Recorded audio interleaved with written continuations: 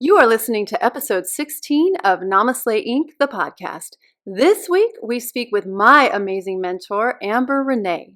She is a qualified civil engineer who built an international manufacturing business in fashion before pivoting into fashion editing and celebrity styling. She has worked as a television presenter and is the star of the hit U.S. reality show Dream Life, which documents the creation of her latest e-learning project. She is also the author of Dream Life the Book, The Boss Babe's Guide to Turning Your Online Business Dream into a Reality. Amber Renae is now an international leading expert on e-learning, educating over 100,000 people across the globe, and inspires women to rediscover their wow factor through building their dream digital business, personal branding, and self-love. In this episode, she shares her entrepreneurial roller coaster and how the universe lovingly pushed her out of her existence multiple times, leading her to her calling of drawing out the genius zone in others so that they may share their knowledge and live their dream lives. Amber opens up about how her business losses and traumas have actually been the best things that have ever happened to her. She shares why she believes that entrepreneurship is the biggest form of personal development and even offers up several of her favorite resources that support her in being the serial entrepreneur she is today. If you are looking for some inspiration and guidance around turning your online business dream into a reality, then this is the episode for you. This is Namaste Inc., the podcast, episode 16.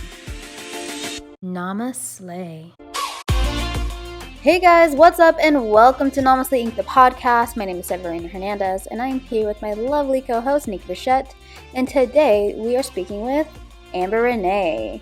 But before we get into it, let's start off with a grounding exercise. Oh, I love it. Let's start off by getting in a comfortable position and making sure your spine is aligned. Take a deep breath in and fully exhale. I know your life is filled with too much business, too much hurry, too much stress. But just for a moment, let go of all of that. There are too many machines vying for your attention with rings, beeps, blinks, flags, and badges. Just for a moment, turn them all off and put them away. Your body is tense with too much caffeine, too much anxiety, too much sense that you have to move. Just for a moment, let go of all of that and sit quietly. Emotions move through your body, each seeming crucial and compelling. But these emotions are simply some physical sensations. You don't need to do anything about them right now. Just for a moment, let them be. Thoughts rattle around in your head in a never-ending stream of words, but these thoughts are nothing but some sounds in your mind. You don't need to do anything about them right now. Just for a moment, let them be. There is an urgent sense that you must do something, that there are actions to take, but you'll be able to get things done in a little while. You don't need to do anything about them right now. Just for a moment, let them be. If anything else arises in your experience, that too is just some content. You don't need to do anything about that right now. Just for a moment, let it be. If any insights, visions, feelings, communications, memories, or other experiences arise, that's fine. That is just some content. You don't need to do anything about that right now. Just for a moment, let it be. If at any point you feel like you're doing something on purpose, just let that be. Let it be. Now one last time, take a deep inhale in and exhale out. And when you're ready, open your eyes. Thank you. Wow, so beautiful. Yeah. My brother did an ayahuasca ceremony the other day, and his takeaway from the ceremony was "Let it be." Oh, awesome. Wow. Wow. Like, let it be, let it be. I'm like, okay, I hear it. I'm listening. Getting it. Love it. I love it. Thank you, Seb, as usual. Yeah, thank you. That was really beautiful. All right. So let's get into it. I'd like to kick things off by getting to know our guest. Will you explain and share who it is you are and what it is that you do? So my name's Amber Renae. I have quite a long journey with Nikki in particular from Namaste. So I'm super excited to be connecting with your audience and hopefully sharing some wisdom and insights. I think Nikki and I have worked together on a couple of the previous e-courses that I've created. I've got 4 e-courses now in my current business. One was a fashion styling e-course, which is where I started. My second one was a personal branding and brand awareness course, which Nikki has done. My third one was a mindset course and personal development. And then my latest one is Freedom Funnels. So that course helps people create an e-course and a funnel and basically take their knowledge, wisdom, and insight and turn it into an online business so that they have more freedom and security in their life. So that's sort of what I do in the world. But I guess where I guess my calling is that I'm really able to see people's genius zone and see people's real truth and their real essence and help them discover that within themselves and help draw that out so that they can share that with the world. I guess that's probably the most accurate sort of description of what I do for people. Yeah, yes. And I have personal experience with this. This is so super special for me to be sitting here with you and to hear you say all of those, just to name off the courses that you have, as well as the ones that I have gone through with you. And you really do have this ability to uncover the genius zone in people and to inspire women to rediscover their wow factor. And I heard that in someone's comments about who Amber Renae is. It really is true as to what I've experienced with you. And so this is just so wonderful to be here and to hear you share this. So thank you for being here. Oh, I'm so excited. It feels like it was just an idea a few months ago, and now to see it in reality and to see you guys connecting so beautifully. And as I just mentioned, I really see Namaste, the brand, as being like a real global iconic brand. It's such a great name. So, I'm super excited to be connecting with you guys and your audience for sure. Thank you so much. That gives me chills hearing Yeah. that. I feel like I'm a manifestation of the work, because to be sitting here and to have just had a vision of it. And when I approached you and I was kind of brainstorming with you months ago, the vision was there, and now to see it coming to fruition and to be sharing it with you, and like here we are experiencing this part of the vision. It's just like, this is what it's all about. So what inspires you to do the work that you do? So this is actually my third business. So my first two businesses were more creative kind of businesses, and I felt like they were really stroking my creative flame, I guess. So I used to have a fashion label, and then I was a fashion stylist and a fashion editor.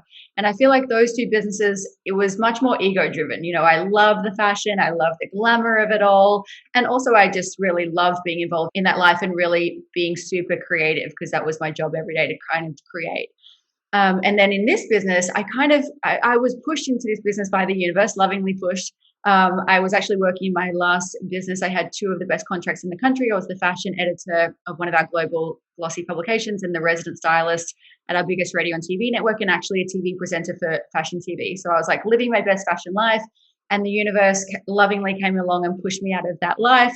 And I was left with nothing. I couldn't even get a job. I could get no bar, not even a bar would take me. I used to be an engineer, and I tried to go back to the construction site. That's how desperate I was. They wouldn't even take me. So then all I had left was this knowledge of how to help people become a fashion stylist, because that's what I used to do. So then I created this e-course out of just sheer, lack of any other direction.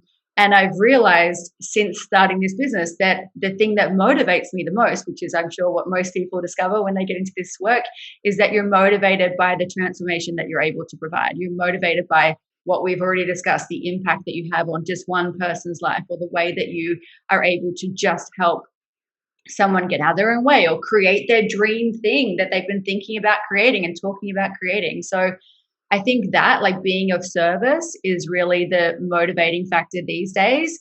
But if you had told little ego fashionista that, one day you're going to really love helping people, I would be like, no, dear, I'm about the couture, it would have been all like that. So it's funny, how, how your motivations change over the years. And how do you continue to learn in order to stay on top of things within all of your roles? So like you, I guess I seek out support like you've done. I find someone who's done the thing that I want to do, and then I buy their course, invest in their mentorship, even listen to their podcasts, read their blogs, watch their YouTube channel. So I guess I'm just a seeker like you are. I'm a seeker, I'm a forever learner, and I'm always passionate about learning that next thing. And I think that's the thing, like you were talking about purpose. I think, a lot of people, especially now, especially what's going on in the current climate, people are realizing that they're not living their purpose, and they're trying to figure out what their purpose might be. And I think that people think that there's going to be a big flashing sign that says, this is your purpose. This is it. It's over here. And we're all waiting for that day when we wake up and we see the big flashing sign. But what I've discovered, having now launched 3 dramatically different businesses, is that your purpose isn't some big flashing sign. It's actually just something that you're really motivated to learn. So what is that thing that you're so passionate about, you love having conversations about, you could sit down and talk for hours about, you could stand up and give a talk about? If someone wanted to have coffee with you, you would happily talk about it. What videos do you watch and blogs do you read? So what I've found with my 3 separate businesses now is that all of my businesses, whilst they ended up global 6-figure brands, they all started with me doing something for free because I loved it, because I was passionate about it. So like the fashion label, I just used to make clothes and sell them to my friends. That's how it started. It ended up with me dressing Paris Hilton. This business, it started because I was just like, well, I can teach people. So I just created a course and I sold my course for $9. That course now sells for $700. But I was like, just have it, like take it. Like I know what it is. Like I'll do it for you for free. So I think that's something for everyone who's like going, I don't know what my purpose is. Have a look at the things that you would give to the world for free and follow that path. It may turn into a business, it may turn into a namaste, or it may just be something that you're wildly passionate about and you get so much fulfillment out of, like what you guys are currently doing, whether it ends up, monetizing into this huge thing, or whether it's just something that you love doing because it enriches your life so much. And then you have a day job that pays your bills outside of that. If you were to look back at, let's just say, the last year, and if there are any obstacles that stand out or even failures that you experienced, and if so, if anything stands out to you, how did you overcome them? This year for me, like everyone I'm sure, has been a really emotional year. So I found that I haven't done a lot of actual work this year. Like the majority of work that I've been doing has been more emotional. So my parents decided, they're 75 years old, and they decided like a week before COVID hit Australia that they wanted to divorce. And so I basically moved in with them and then spent the entire first lockdown period trying to divorce 2 75-year-old people, which was just insane. So trying to find new houses and that kind of thing. And so that was a very emotionally stressful time, not because I care if they're divorced or not. I don't give a shit, who cares? But like it was just stressful trying to manage old people's emotions and try and set them up. Then to deal with that, I went and found somewhere, I found a friend's house and locked myself away for a month. So I'm a huge introvert. I like seriously need a lot of time by myself. I need a lot of space and energy around. So after dealing with them for like 3 or 4 months, around the clock, I was like, cool, I need to not speak to anyone or see anyone for a while. Locked myself away, got on the phone to my therapist, and then we just did daily work, and then just all of the tools that you've developed over time, whatever works for you, meditation, journaling. These days, I just find that if I just sit with myself for long enough, I can usually experience the emotion of what it is that's holding me back, and then work through the emotion of going, cool, why does that emotion trouble me so much? What does that really mean? When was the first time that I experienced this emotion? And just working through it that way. And I think that's a skill in and of itself, not be needing distraction or not be I guess self-loathing, right? Like I remember a period where I was just not able to sit with myself because I just hated myself so much. That's why I love why this question comes up that led to that answer. That was so beautiful, because this last year has been especially hard and challenging and so uniquely uncomfortable and awkward. So to see how different people readjust to the times, and to know that getting comfortable with yourself or digging into the tools that you've developed over time is the way that you've coped, even especially with a double whammy of your family dynamic and the divorce and then the pandemic on top of that. And I think it's difficult to develop tools when you're in the state of the stressor. And I think you need to develop the tools when you're in the good place. So, before the pandemic hit, like I was, I knew how to meditate. I knew that I was really sensitive to sound healing. I knew that, I had this sort of toolkit that I would go to. And so following the divorce and then hitting into the pandemic, I literally was like, okay, like I'm opening up every single tool in that toolkit and I'm going deep. And I was relentless with it. Like I didn't just do a little meditation every day. I was like, no, you're going to sit and you're going to do a sound healing 3 times a day. Like I was very diligent about it because I knew I was not in a good place. Like I knew I was really out of shape, and I knew that it was going to take discipline to get me back to shape. Like I wasn't just going to be able to bounce back from this, knowing that I was now going from there to now figuring out like, what does life look like, in a lockdown. So, I think developing tools when you don't need them is probably the most critical piece of advice. because it's really difficult to develop tools when you're in crisis. Like, I think when you're in crisis mode, you're just trying to, deal with the day. Yeah, so true. I'm so glad you brought that up, because that mindfulness and self-awareness, and then having a plan and being able to jump ahead of crisis or a situation, perhaps in the future, build those tools so you have them to go to, because when we are depleted, we don't really make the healthiest choices for ourselves. So I'm so glad that came up. So what would you say a theme that is currently present in your life? My brother just recently did an ayahuasca ceremony, and he came back and said that the takeaway from that was let it be. And funnily enough, we just had a beautiful grounding ceremony, and the message, one of the recurring messages in that was let it be. And I've certainly not been practicing that this year in a number of occasions. I've absolutely not been letting anything be. When I think back to the divorce, I was just really not dealing with that well. And then even just, life coming out of that and dealing with my own personal things that were going on. Like I think this year in particular, I've really struggled with letting things be and trusting the universe, I think, is a big thing for me right now. So it's definitely something that I'm focusing on. It's something that I'm speaking with my guides about every day. Like, I'm praying for trust. Like, I'm going, please, I want to trust, that kind of thing. So I think that is probably a theme that I'm working with. I'm definitely not there yet, but I'm definitely working on it and aware that it needs help. What are some action steps that you take to help let things be? So for me, I carry a lot of stress and tension in my body. So the way that I get, when I find myself not letting it be, I'm like this, right? I'm like all tensed up and I'm freaking out, and my mind is a million miles an hour. So step one for me is yin yoga, which is a really grounding, slow yoga practice. Like, you get into a yoga pose, you get really comfortable, and then you hold it for like 5 minutes. I'm a very yang person, in case you hadn't noticed. And even just that alone, even if you're thinking like, I don't know how to meditate, or I don't want to go and run around a block, like sitting and doing a really slow movement like that. It doesn't have to be a yoga. It could be anything that's really slow and grounding.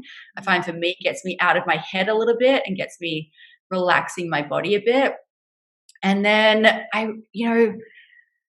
it just comes down to having that mental stamina. So having control over your thoughts. And again, I was reflecting upon this recently.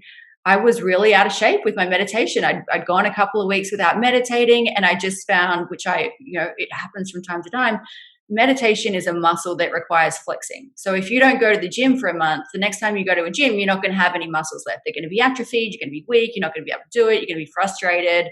You're going to be annoyed. You're going to be like, why am I even going to this gym? This is so stupid. And so it's the same thing with meditating. Like, if I don't meditate for a few weeks, when I sit down, I'm like, oh, this doesn't even work. I don't even know why I like this. And this is, and then you're just in this space. So again, when you find, and it's like that. Sometimes you're good at it and sometimes you're not. Sometimes you're doing it every day. Sometimes you aren't. Like, that's life. But recognizing when you're out of that flow, and recognizing like, you're going to sit on that, you're going to sit in meditation, and you're going to do it every single day, and you're not getting up from that pillow until you've had like, a couple of minutes there. So again, it's just a mental discipline. Like, we know we're not supposed to eat those things, so we're disciplined with that. Or we know that we're supposed to go to the gym or the walk or whatever it is. So we're really disciplined with certain areas of our life.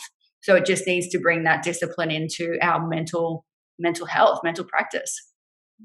Yeah, well said. I love it. The mental discipline, it really is so important, and it does take discipline, but the consistency really does show when you're consistent. It does give results, and I've learned that the hard way, and by doing it also, it really does change the energy and the flow of my whole day if I start the day with a meditation, or if I just blow it off. So yeah.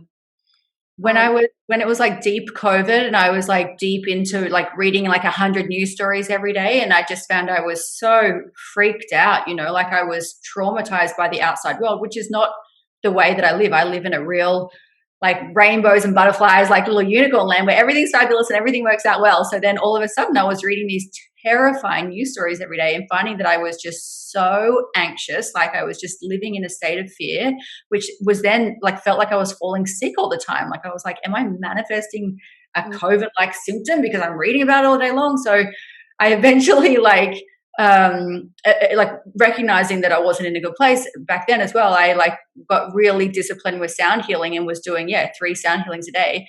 And it was just amazing how in a matter of 20 minutes I could go from being extremely terrified and very scared of my future, my life, everyone I know, and then sitting in a sound healing for 20 minutes and coming up and going, oh, you're fine, like everything's fine, you're going to be fine. And it's just like, that's a choice. Like, which one do you want to sit in? There you go. Yeah, and the power of the mind. In regards to your business, what's one thing you wish you had known when you began your career? You're going to fail. You're going to fail a lot. You're going to fail so many times. In fact, I'm going to fail more than anyone. That's why I'm here where I am, because I failed. I honestly believe I'm as successful in each of my businesses because I failed more than all of my competitors. It wasn't that I was so much greater than them. It's just that I stuck around for longer. Like I picked myself up again when everyone else would have quit and would have gone back to the engineering job. And that's a fact. I know that for a fact. So as an entrepreneur, as a business owner, you are going to fail. It's going to be awful. And you're going to be faced with, I always say entrepreneurship is the biggest form of personal development.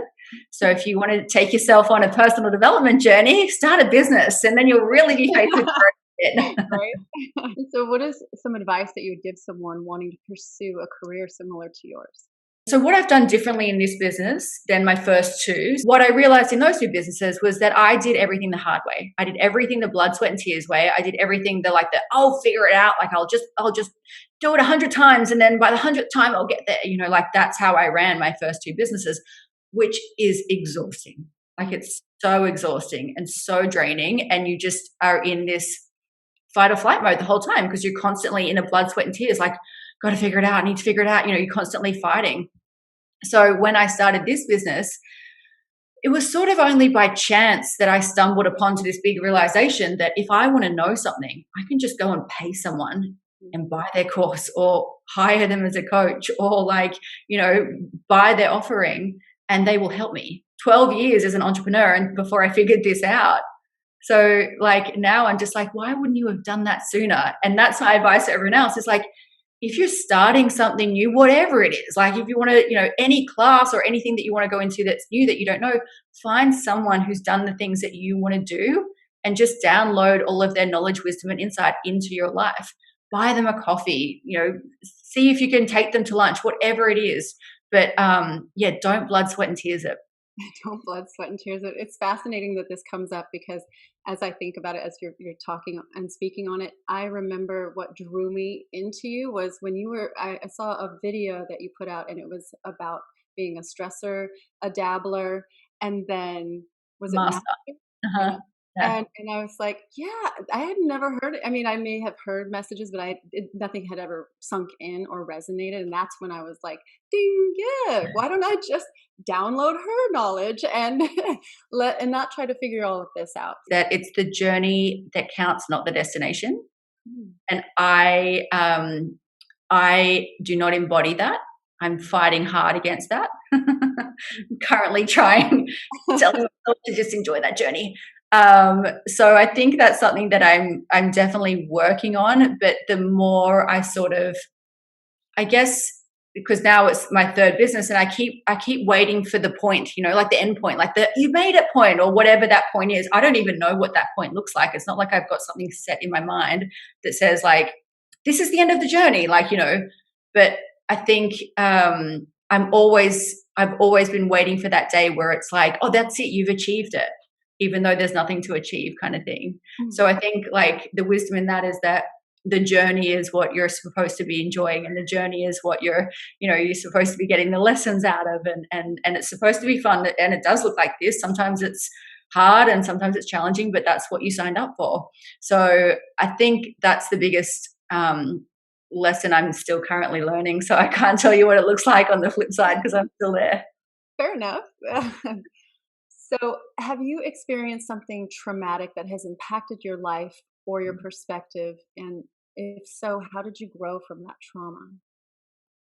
So since we're talking a lot about business, let's stick on that path. And I mean, for me, most of my biggest traumatic events have been triggered by losses of businesses. So you would have heard already, I had a fashion label.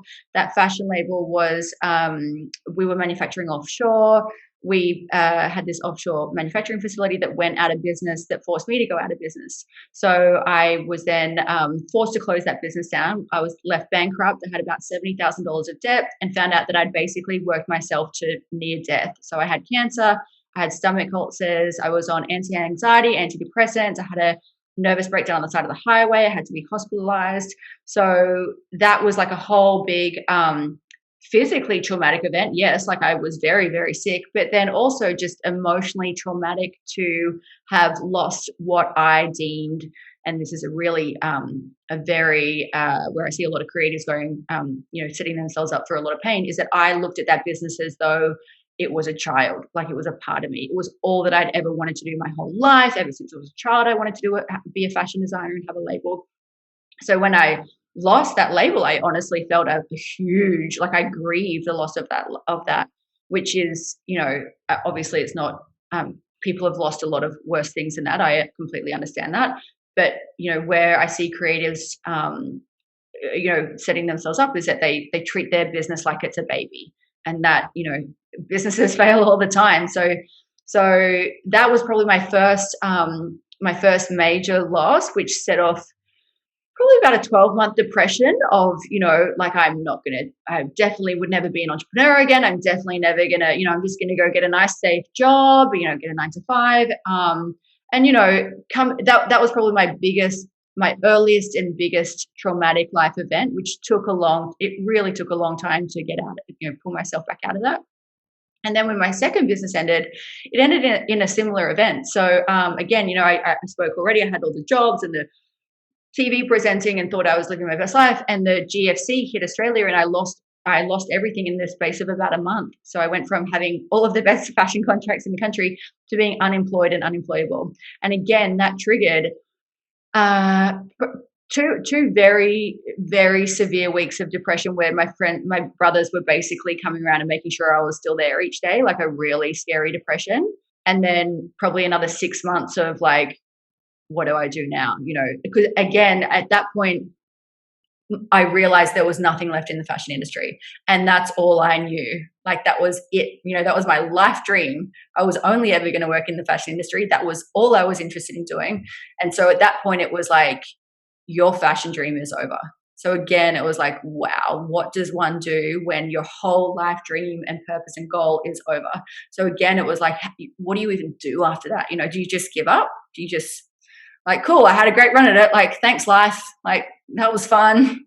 See you in the next lifetime. Like, what do you even do when you don't have that life goal anymore? So, yeah, again, that was a very, I guess it might have all come down to life purpose sort of things. What do you do when you don't have your life purpose anymore? And how do you crawl your way out of that? And I guess if you're asking for specifics, I mean, the first one I don't really recall. It's very much a blur, and I think I've probably blocked that out intentionally. And the second one is pretty recent. Like I think that was like 6 years ago, to be honest. Like it feels like it's kind of recent. And that was a day-to-day process. That was like cool. So today you haven't gotten out of bed, but tomorrow you're just going to get out of bed and you're going to go and sit on the chair for 10 minutes. And then if I did that, great, well done. You've had a great day, back into bed. And then the next day was like, cool, so you sat on the chair for 10 minutes, now you're going to go and sit outside for 10 minutes. And then if I could do that day, then that was a good day. And it was just like that for 6 months, just doing one little thing a little bit further. And I didn't have the tools that I have now. I didn't have all the resilience and all the checklists. I didn't have all that. So it was just a daily clawing out of the depths of sadness and grief. Not pretty. Yeah, and it's just amazing to hear these stories and to see you just shining so brightly, and the epitome of strength and, like you said, resilience and beauty from the inside out, and to know that part of your story, and to know that it just really is a testament to pushing through and keeping on and getting it. There is a bright side. There is hope, if even at the lowest point, and that for you, your rock bottom. So thank you for being so vulnerable and sharing that, because that's really what is the purpose of all of this, is to reach out and to share the pain and the suffering and the trauma, as well as the success, because that's where the growth is in pushing through and keeping on. And so I'm so grateful that we're here sitting with you today to be able to reflect on that and to see where you are in life now. And for anyone who's currently in that situation, if you're facing that right now, for someone that's been through two pretty traumatic events, I now look at both of those endings of both of those businesses as two of the best things that have ever happened to me. So not the ensuing depression, although the ensuing depression is what kicked me into the journey of self-love and, personal development and developing tools, so that when I get into that place again, I know how to get myself out of it a little quicker. So if you're in it now, know that the universe has put you there for a reason, and it's removed what was no longer serving you. I think that's the greatest takeaway of 2020, is that anything that wasn't meant for us is now officially out of our lives. And although that's a painful process usually, it's definitely been removed for a reason. And once you can sort of heal, the trauma that you're currently experiencing, I'm pretty confident that you'll eventually look back and be grateful for it happening. Absolutely. If you could turn back time and talk with your 18-year-old self, hello, little Amber, how you doing? What would you tell her? Girl, you need to learn how to love yourself. You need to develop boundaries. You need to learn how to express your needs, and you need to learn how to love yourself, because you hate yourself. So stop dating the boys. Stop doing all the things. That's my thing. That's what I tell my younger self. Leave them boys alone. That's what I say. You need to work on yourself. Until you love yourself, those boys are going to treat you like shit, which they did for decades. So love yourself, and no one's going to teach you that. I had no clue about that. And then no clue. Even these days, I'm still struggling to set boundaries in relationship, because it was so foreign for me. We were not raised like that at all. And then I spent decades not loving myself, and hence dating very, very toxic men. So my experience with relationship is it's a really tricky territory for me. It's very toxic, it's very unsteady. So for me, I feel like a little junior, okay, I'm going to try and set a boundary today, let's see how this goes. I feel like I'm very like a little Bambi with little Bambi legs, going, okay, try and set boundaries. And whenever I set a boundary, I tell my therapist, I'm I set another boundary today. I know. So I feel like that's where it was lacking for me as a 18-year-old Amber. I think that's how it is for a lot of us, though. But thank you. So what are some of the best resources that have helped you along your journey? I remember when I was in my second super dark place after the second business, Abraham Hicks, which I'm sure you guys would know, love. So Abraham is a channeler of spiritual guides, and Abraham has a lot of free content on YouTube. So I remember when I was crawling my way out of the depression, I would literally just put Abraham on and go and sit at the beach and just stare at the water and listen to Abraham for 8 hours a day, and just try and gain some, hope and positivity and faith back. And it's free. It's free. It's online. You can listen to it today. It's available for everyone. So that was really good. The other thing that was super helpful, I remember when I was back in the day, the things that were baby steps when I was just getting started, were tapping, EFT. I found super helpful. Again, you can study it online. You can find a YouTube course, you can learn it for free. And it is a very effective way for releasing emotions without a very traumatic, laborious spoken word type of situation. You don't have to go and speak to a therapist for hours. You can literally tap your way through emotion. So I found that super helpful when I was just getting started. And then again, when I was just getting started, I found a neuro-emotional technique practitioner, NET, which she sort of, again, it's what I've come to believe about emotions is that they get trapped in the body, stored, almost like don't know a way to describe it, but almost like stored tumors. And so unless you release that emotion, it's just going to fester like a tumor in your body, and then you're going to create any kind of dis-ease or disharmony within the body. So I'm really passionate about finding trapped emotions and stored emotions. So this neuro-emotional technique practitioner ended up sort of putting me down that path of understanding like what all these emotions are that are trapped in my subconscious, because we're all running all of these subconscious programs. We think that we're running the show and we're not. Like, we've got programming from when we were 4 years old telling us that, like, I don't know, you're not supposed to earn any money, or like, you're like, I found one the other day that said, I watched my mum actually. I had this flash of this time when I was 4 years old, and my mum, we were super poor. We were very, very, very poor, and we had there was 4 of us and 4 kids. And my mum needed to buy us food, but we didn't have any money. We couldn't afford any food, and we had to wait for Dad to get home. And I witnessed Dad giving the mum the money, and in my mind, that was, you don't have anything until the man gives you the money. And that was the program that I made in that moment. And then I only just found that program like recently, and I'm like, oh my God, have you been walking around this whole time thinking that men are going to give you money to support you? Like, and that's a subconscious program. Like, I'm the most empowered woman ever, like, I'm out here earning my own money. But like, I had a subconscious program that I enabled it when I was 4 years old that said, the husband gives the wife the money.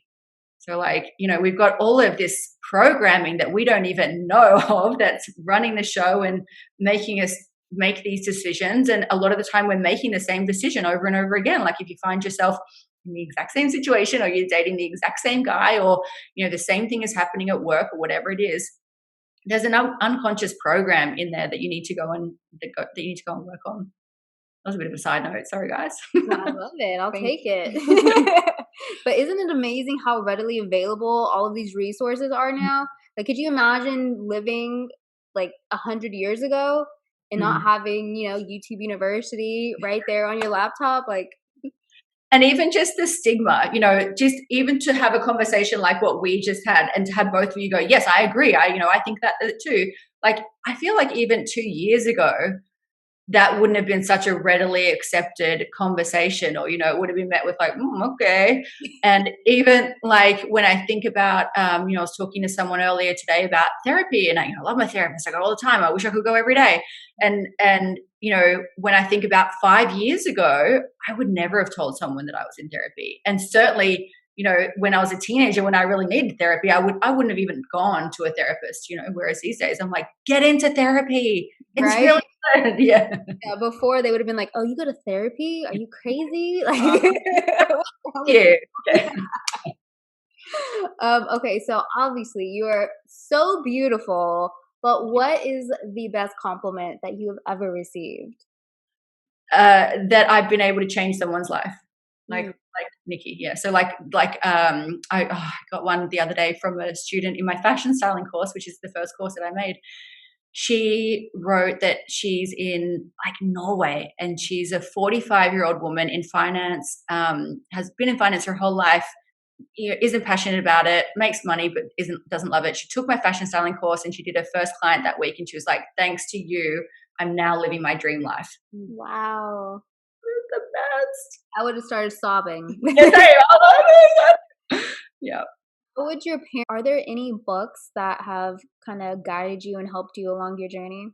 Mm-hmm. Most recently, I've read The Surrender Experiment by Michael. Oh my God, I forgot his name. Mickey Singer. Michael A. Singer. And the entire book is dedicated to telling the story of his life and how he's just had to surrender and surrender and surrender into his life. And it's the most remarkable life story that you would ever have heard. And it's also just coupled with this incredible connection to the universe and how he sees the universe. And as someone who has a hard time, I spoke about already, I've got a really hard time surrendering and trusting in the universe. So I remember for me, I put that, I had it on audio book. I put it on and listened to it back to front, which is like an 8-hour book. Since then, I've listened to it back to front 8 more times, and I've never read a single book more than once ever. And I was just like, you need to listen to this again. You need to surrender. So that was incredible. Really great book. Another book that's been really pivotal in terms of understanding the creative process, because obviously as a deep creative, sometimes you feel stuck, sometimes you're not sure what to create or how to create, all those sort of things. And there's a book called Big Magic by Elizabeth Gilbert, the author of Eat, Pray, Love. And it's just a beautiful book. You know, she talks about creativity. A couple of my favorite parts of the book, she talks about fear and how when fear shows up, you don't let fear, I'm not going to do her justice, but she talks about how when fear shows up in a situation, you don't let fear ride shotgun. You put fear in the back seat, and fear can't touch the music. Fear can't talk about where the directions are. Fear just sits in the back seat, and you say, thanks for showing up, but I'm going to ride the show. And it's much better in the book. I didn't do that justice, but she's got a great analogy about that. And then her other analogy, which I'm going to butcher, but it's so poignant when you're trying to figure out your purpose and what you should be doing in life.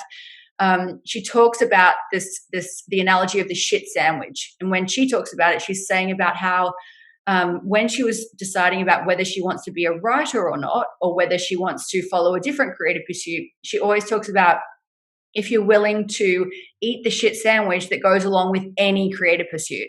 So as a writer, what that looks like is, you know, not making any money, writing and sitting at a desk for 10 hours a day, writing stuff that sucks, getting rejected 100 times. And she was like, even though I knew that's what the writing process was, I was willing to put up with that because I was so passionate about being a writer. But she said there was other things that I was looking at doing, but I didn't want to eat that shit sandwich. So for instance, you know, she was like, well, if I wanted to be a musician, I didn't want to go to, you know, band rehearsals, and I didn't want to, you know, try out for bands or whatever.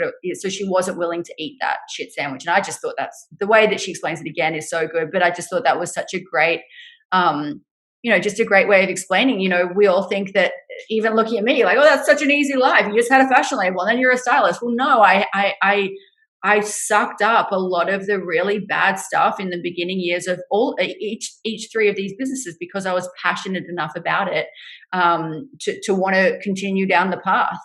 So that's a great book. And then the third book, which I actually just thought about again recently, it was probably the very first kind of like spiritual book I read. I read it at university, so maybe like 20 years ago now, like a long time. And that book was called The Celestian Prophecy. Do you guys remember that? Yes. Yeah.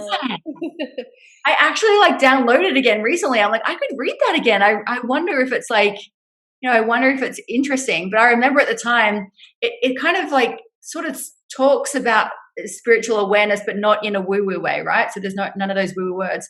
But I remember it was my first little like, maybe there's something else going on in this universe that I'm not aware of. So if you're just getting started, maybe read that because it's a beautiful kind of like a novel sort of vibe. Like it's easy to read.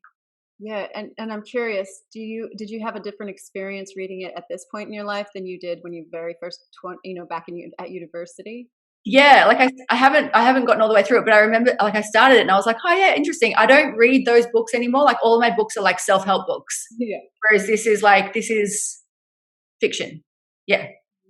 And I'm like, look at you reading fiction. like you can just enjoy life and you don't have to be learning all the time. Like how novel, you know, like Parents and or your family, describe what it is that you do. well, they have no idea. They think that they honestly, none of them have any idea. I mean, I have 3 brothers who I'm super close with and they're very intelligent. So they all know. But my mum, I think mum's still a little bit embarrassed that I'm not a fashion stylist and a TV presenter anymore. She's a narcissist, right? So what I do is a reflection of how fabulous she is. So when her only daughter was the TV presenter in Australia and the fashion stylist of Australia, obviously that reflected very, very, you know, well on her. So I think she's sort of, you know, whenever there's like, you know, when I've just done a TV show or when I've, you know, whatever it is, magazine covers or whatever it is, that she tells the friends about. But I don't think she actually says anything about what I do, just that I'm on TV or I'm on a magazine cover, you know, it's that kind of vibe, which is hilarious. She forgets about all the lives you've changed. That's right. That's what it's important. It's like it's the magazine covers that matter. Come on. That's hilarious. So if you could have a billboard with anything on it, what would it be and why? I think it's going back to what I would tell my 18-year-old self. Girl, love yourself. You're a queen, remember? You need to go back to that energy, find that energy, remember that you are worthy, and just because you exist means that you are worthy. Because you've chosen to reincarnate at this exact moment in time, it means that you are worthy and you're here to create change in the world. So you're a queen, remember? I love that. And underneath on the bottom right, leave them boys alone. So if you could have dinner with any three people, dead or alive, who would they be and why? Brené Brown, I adore that woman. I want to be that woman. I just think she's so fabulous. Probably Eminem. He helped me so much through my first big bout of depression and through the years of, just teenage angst and like hating life. And, he really, his music, I guess that was my therapy back in the day, listening to like angry white boy music. I guess that's a form of therapy, right? And Drop then, your favorite line. I think it's probably till I collapse and fill in this route as long as I'm spilling to the day that drought. You can never see that I'm not killing them. Yeah.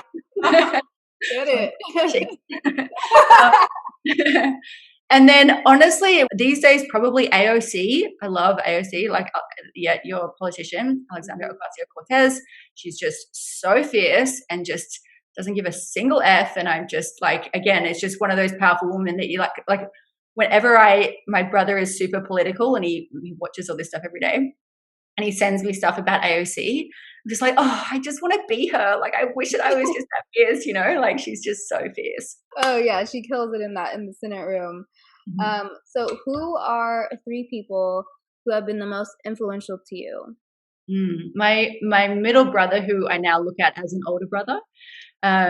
He's the political one, and he's just an incredibly compassionate and incredibly intelligent, but emotionally intelligent man. And his greatest value in life is justice and equality for all. And just the way that he sees the world and what he wants to do in the world, I'm just incredibly inspired by him. Like he's actively promoting great change in the world, climate change and lobbying for things. And I'm like, oh man, you're creating change in the world. Like, I think I'm doing a good job. Like, you're doing a good job. So he's been hugely impactful. And in fact, probably, I honestly think you know who it is? My other brother, which is my oldest brother, Paul. So we were growing up, we were super, super tight, and he was the one that kind of led me down the engineering path. I studied engineering with him, so we went to uni together, and he was just he's sort of like my protector. So whenever, and they're whilst I'm very close to both of them, they're just very different people. So like I go to them for different things, and I just feel super blessed to have him in my life and to have them both in my life. And then funnily enough, that brother had a child called Sam who I've known in past lives.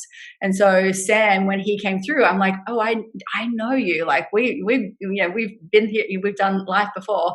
And it's strange. Like I don't have any children of my own, but it was strange to notice the impact that the child, like a toddler, was having on me, because he was a great teacher for me, like a huge teacher. It was amazing to watch my reactions to him and how he would respond and what he would reflect back to me, and having to learn new things like patience and it was just amazing to see that a child could be such a great teacher for someone like maybe that's how it happens, Nikki. I don't know. You're probably like, yeah, but I'm like, oh, I didn't know those kids are really good at teaching you stuff. So what's the biggest challenge you have with your specific role right now, and how have you overcome it? My biggest challenge right now is what I've spoken about so many times already on the call, and I've been preaching, like, this is how you do it. This is how you grow your business. So how you grow your business is you try and find someone who's done what you want to do and you invest in them, right? So I did this last year, and I invested in a really big agency in America. It was a huge outlay of cash, and they turned out to be a huge disappointment. Not even a disappointment. They were fraudulent in what they promised and what they delivered, which almost cost me my business. Like that we blew through so much cash in such a short period of time that it's taken me sort of about almost an entire year to recover. So I'm back at the place now where I should be investing again. I need to I need to hire someone to take me to the next level because I don't know how to get to the next level. I've never done it before. I'm like a mid 6 figures girl. Like, I don't know how to get to the 7 figures. So that's where I'm at. And I'm like, I need to invest in someone to take me there. And I'm at the point now where I'm interviewing people and I'm finding so much resistance of being like, I think it's going to happen again. Like, what if I hire the wrong person again? What if I invest and it doesn't work out again? So that's the challenge that I'm currently faced. And I'm speaking to my brothers and I'm speaking to external people and I'm trying to figure out, is that who's the right person for me, or who's the right agency or team for me to go to the next level, and what does that even look like? So that's what I'm facing. And it's hilarious that that's what I'm telling everyone to do, just invest. And then I'm like struggling to invest. It's so funny. Going through what you went through, I can see why, obviously. I would be weary of hiring different people and just investing so easily. So I know you have a show on TV. Do you mind talking about what it is or what it's about? Mm-hmm. So the show is called Dream Life. It was airing on FYI. It's soon to be picked up on a global streaming service. So maybe by the time this podcast comes out, who knows? And the show is a reality show that follows myself and a business partner in setting up our latest online academy. So again, I'm going back to when people think that they need to be an expert before they can create the e-course. Actually, it's the e-course that creates expert status. So me, from creating my e-course platforms, I'm now getting asked to be on television shows, creating e-course platforms on TV shows, like #WhatIsThisLife, like crazy times. So the show followed us in LA when we were there before COVID, setting up the business, and the team of people around us that were sort of employed to work on the business. And, it was fun. It's reality TV. So, some of it's real, some of it's not, as all good reality TV is. And it was a fun experience. They're talking about doing a season 2, and it's just been, it was a great experience to do. And then it's also just opened other doors to me as well. So so the show is called Dream Life, the show. And now I've written Dream Life, the book, which is released any day now. And the book sort of takes you on the journey that we spoke about today. So it's an acronym for DREAM, so dream, and then we talk about your mindset, we talk about personal branding, building your e-course or estate content, automation through funnels, and then getting traffic. And so that's sort of how the book is structured, which is basically a combination of everything that I teach in my e-courses. So it's been a wild ride, fun year. Author and another reality TV show in 1 year. That is so epic. Yeah, Nikki and I watched an episode and it was so great. It was so awesome just seeing you on there and like watching you guys have these little like arguments, I guess, like the whole reality part of it. It was pretty cool. Yeah, it was a fun experience. So I was on Project Runway. You guys know Project Runway, right? So I was on that like a long time ago. So it sort of felt like a full circle moment. So I did Australian Project Runway, which was my dream show, so first reality show, and then like almost a decade later, I did an American reality TV show, which is crazy. It's amazing. And it was like yours. It wasn't like you were just on it. It was like yours. That's right. Yeah. It's wild. Perfect. All right. Yeah. Well, then now it's time for the fun part. Drum roll, please. We're going to do Rapid Roundup. We're going to put 2 minutes on the clock and we're going to ask you a couple of random questions and say whatever comes to your mind. All right. So, what supply in your house is running low? Coconut water. If you had to come up with a new class that everyone is required to take in school, what would it be? Self-love. What fashion trend do you just not get? Boyfriend jeans. How would you spend your time if you turned invisible for a week? Ooh, I would probably just walk around naked. Well, I don't even have to wear clothes. Just gonna do whatever. What is your least favorite type of music? I like classical. What's something about your life now that you would miss when you're 80 years old? Ooh, the ability to jump on a plane and just pop off to wherever I felt like going that week. You can connect with Amber Renae online by going to her Instagram page @theamberrenae and her website amberrenae.com. That's it for this week. Thank you for tuning in. Next week, we'll be speaking with another badass woman, Jennifer Madriz. To listen to our previous episodes, please subscribe on your favorite streaming platform and share it with your friends. And if you enjoyed what you've heard, then let us know and head over to Apple Podcasts to leave a review. Reviews are what get us in front of more listeners like you. If you'd like, you could connect with us on Instagram at namaslay.inc. Namaslay.